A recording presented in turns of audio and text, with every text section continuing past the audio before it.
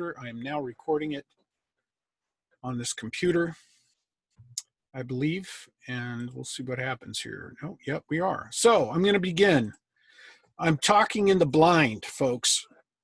This is a time that tries men's souls. People are, I'm watching people groaning, moaning and groaning on Facebook.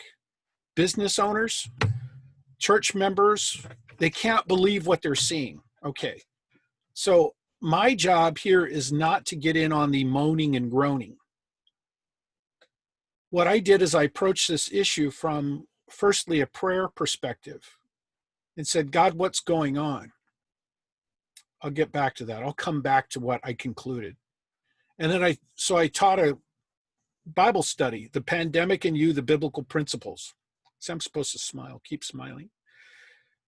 The biblical principles. And there I went through the scriptures, and I went through the scriptures that admonish us to submit to the authority. We're going to talk about the authority, where it talked about submitting in 1 Peter chapter 2, verse 13, submitting to the katesis. They don't use exousia like in Romans.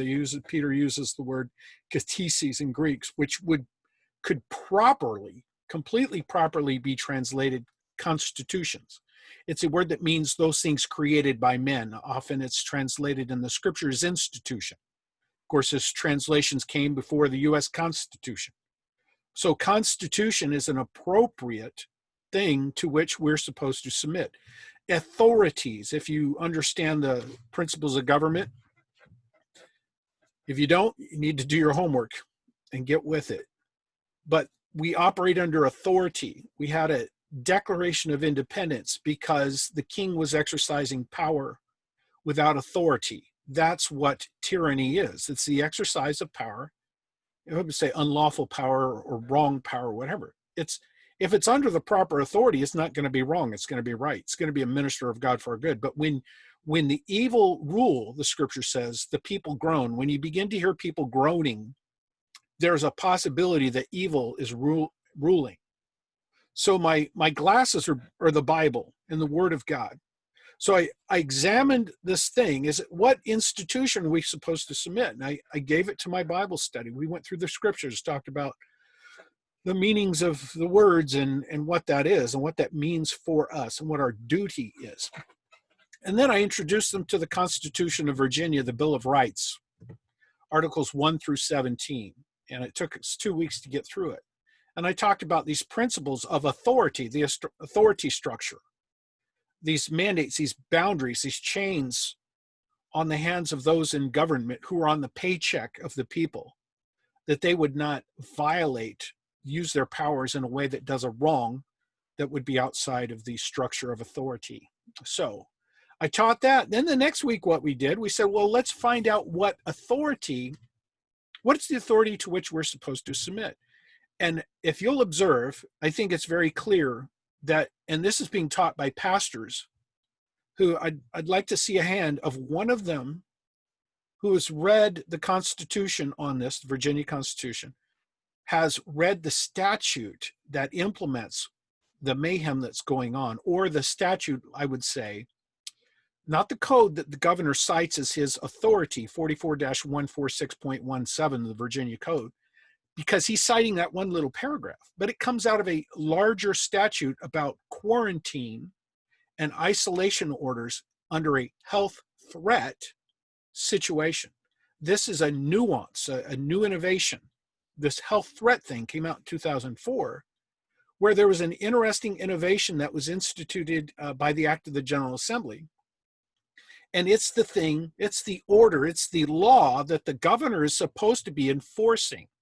44-146.17 gives him power, not authority, but power to enforce something that an authority has just issued, an order that the authority has issued.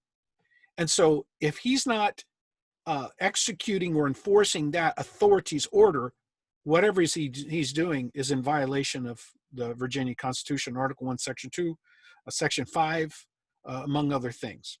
So that's my approach. This is being recorded. Some may want to share it with their friends later. So it's not a happy thought. But how many, raise hands now, how many pastors have read, and this is, I'm reproving you, yes, and if so, now you can tune out because you don't really want to have any heat. You don't want to be accountable. It sounds like an accusation. I think those who want to be accountable to the Word of God and the authority, the institution to which we're supposed to submit, and have then done any history reading and understanding what happened just 70 years ago, and the upheaval that happened globally 70 years ago, and watching people get sent to the gulags and the gas chambers for the safety of the people, how that grew, at what point did it become like the locals noticed that something was not completely right? So let's analyze history here, and let's observe that it's coming back to bite you. If you don't, whatever the speech is on not paying attention to history, you're bound to repeat it. So here's what we're going. I want to know, pastors who are telling their children to submit, and you're saying to submit to the governor's orders because you're submitting to authority. Do you know what the authority is? Have you investigated the law of the land? And have you even read the statute that's connected to the code that the Virginia governor cited in his executive orders? I don't know. I think if I'd probably have heard of a pastor who had done that by now. So before you say again, we're submitting to authority, if you see this, you're going to have to stop that. You're on the hook now because you're going to have to do the homework. So what I'm going to do right now, because I'm not in a good mood, I'm going to try to get happy. Normally I'm a happy, funny guy. Okay.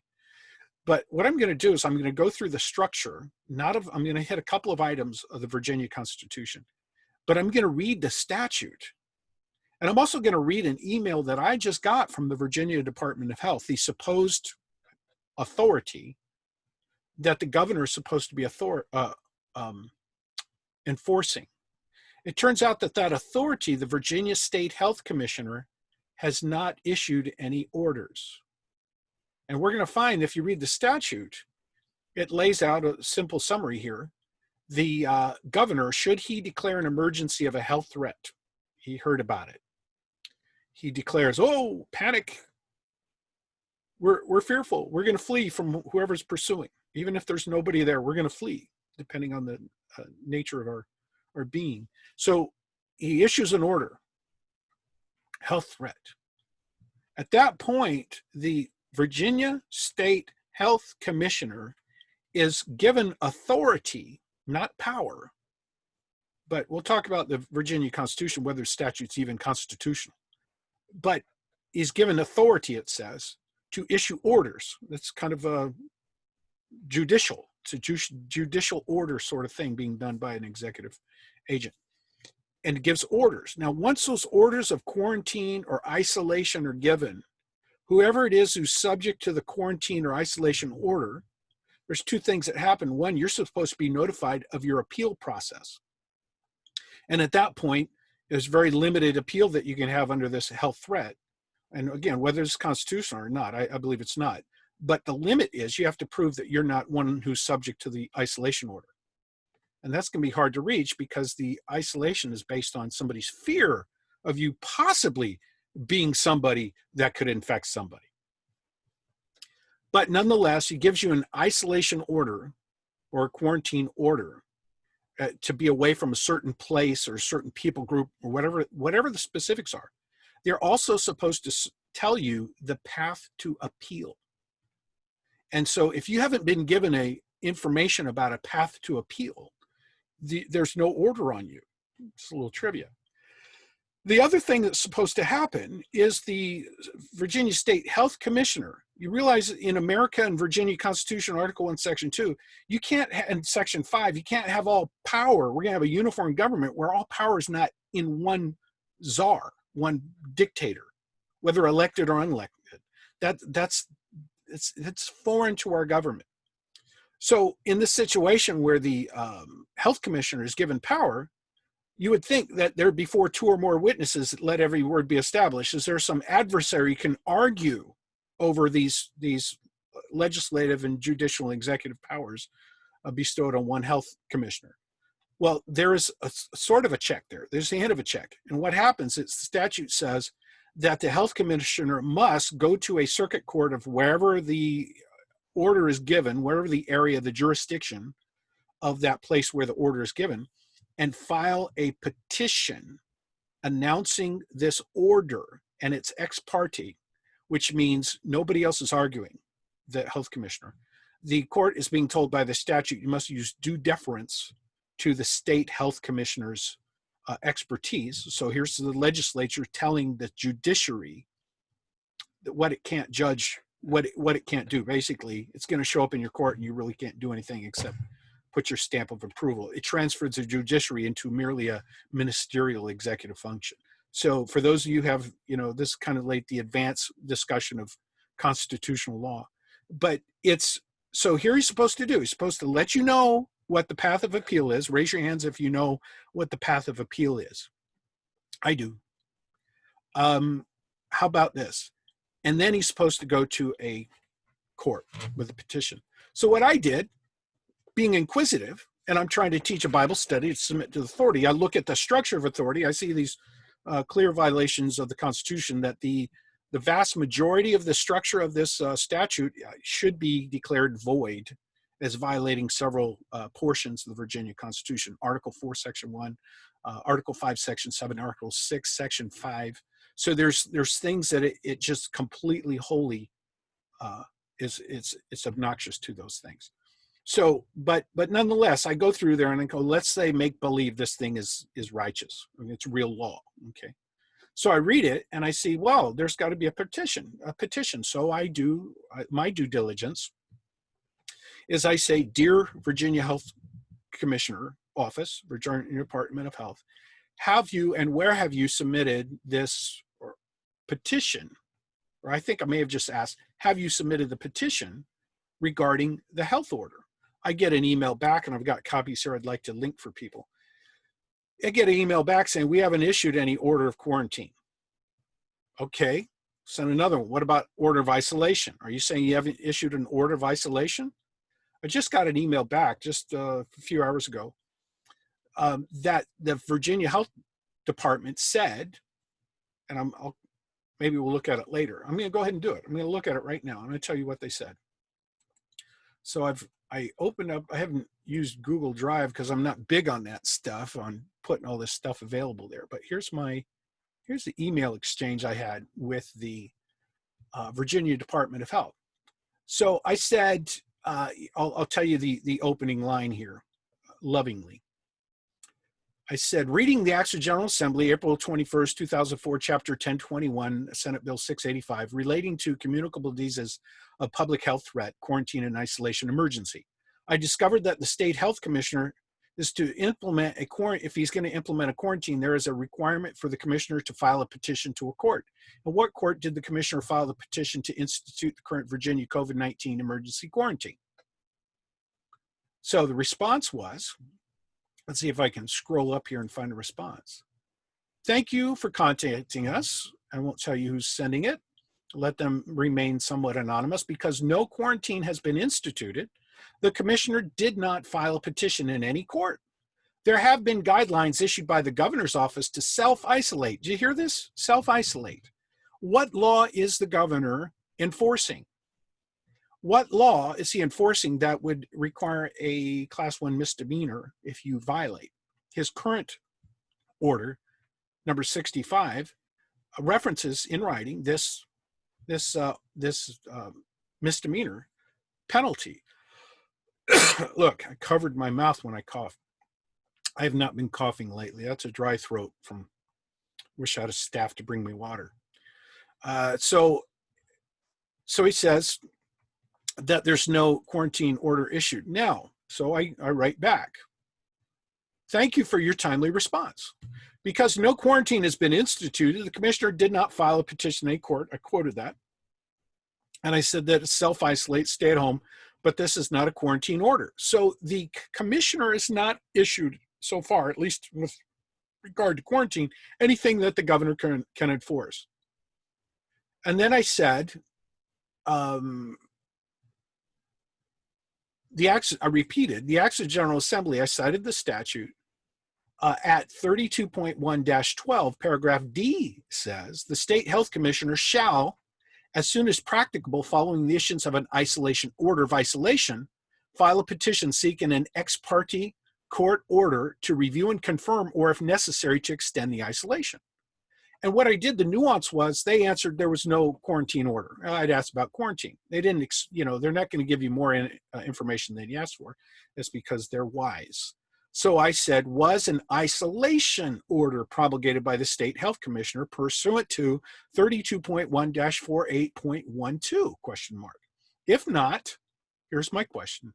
If not, what law was Governor Northam enforcing pursuing to Act 44-146.17, paragraph 1, where it says such executive orders declaring a state of emergency may address exceptional circumstances that exist. Listen to this. This is where his power is. This is the limits of his power. Relating to an order of quarantine or an order of isolation concerning a communicable disease of public health threat that is, listen to this, that is issued by the state health commissioner of an affected area of the Commonwealth pursuant to Article 30 or 3.02, and then it cites 32.1-48.058 sequence, or Chapter 2 of Title 32.1. So you can just know, and this is important. So all those you claim, how many pastors claim to be patriots? Raise your hand. Praise the Lord. Thank you for confessing that. Now you're on the hook. What's your duty? Well, how many pastors are committed to saying, I am submitting to the authority of the law of the land? Raise your hand. How many pastors are committed to 1 Peter chapter 2, verse 13, submitting to the institutions, cateches of men regarding law and government? Raise your hand. Okay. There's a scripture, Old Testament, good stuff, Proverbs. It says, evil men do not understand justice, but those who seek the Lord understand all. It also says that the evil men forsake the law. Evil men forsake the law, but such as keep the law contend with them. So it doesn't say such as confess to keep the law,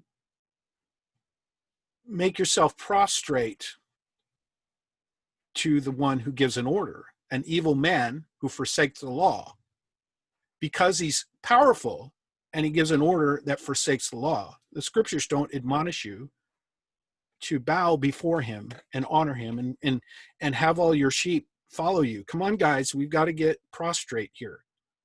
We've got to demonstrate submission physically and allegiance to the evil man who forsakes the law.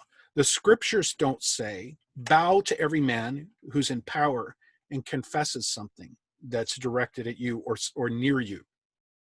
Because right now the governor's kind of sending things near you, and you're picking up the grenade instead of getting in the ditch. So this is the structure, folks. You're on the hook. We're on the hook.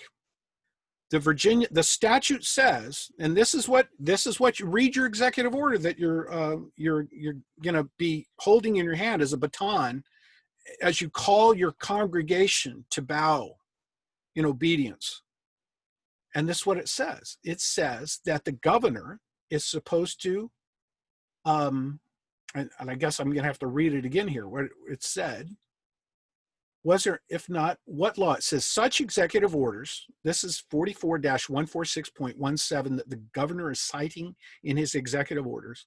It says such executive orders declaring a state of emergency may address exceptional circumstances that exist relating to anything he thinks of, the orders of the CDC, the orders of President Trump, the orders of his Aunt Agnes, the orders of the voice in his head that gives him, that's whispering him really neat ideas, the orders of his imagination. No, it doesn't.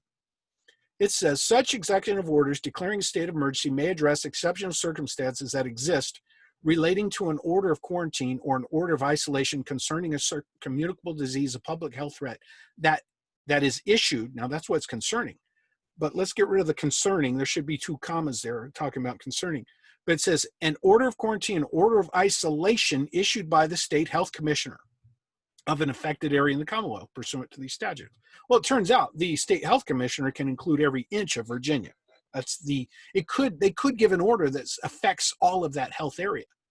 But in my email, we're going to find out what the state health commissioner said.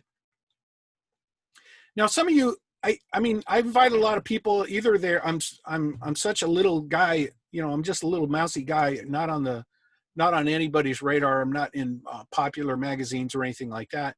And it could have been that they just didn't want to give me any time, didn't show up to my Zoom meeting. So I'm kind of doing I kind of want to have a more private meeting with some movers and shakers who would talk about this and discuss it, look it over and pray about it and come in agreement and say what needs to be done before two or more witnesses let every word be established. I had no takers. I really didn't. And so here I am on Facebook, and I think, you know, we're going to, most likely some people are going to forward it. If it's personally indicting, I'm kind of striking out here because I think there's certain things that I'm going to be saying. There's certain people who are not going to want to pass on, because if they pass it on, it might be self-implicative for whatever. You know, it's going to implicate them, or their fear implication. What I would say is don't fear anything. Okay, just put it out and say, wow, this guy has some interesting things to consider.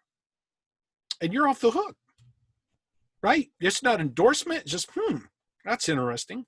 You know, he might be a complete knucklehead. We need to consider what he has to say because it's dangerous. Or he's on track, or he's getting close. Or he could be, wow, this guy might be John the Baptist in disguise or whatever. I'm kind of being facetious there. So here's the state health commissioner's answer.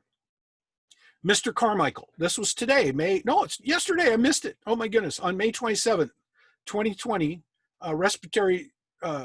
respiratory disease response says, Mr. Carmichael, Executive Order 55 was not issued by the state health commissioner.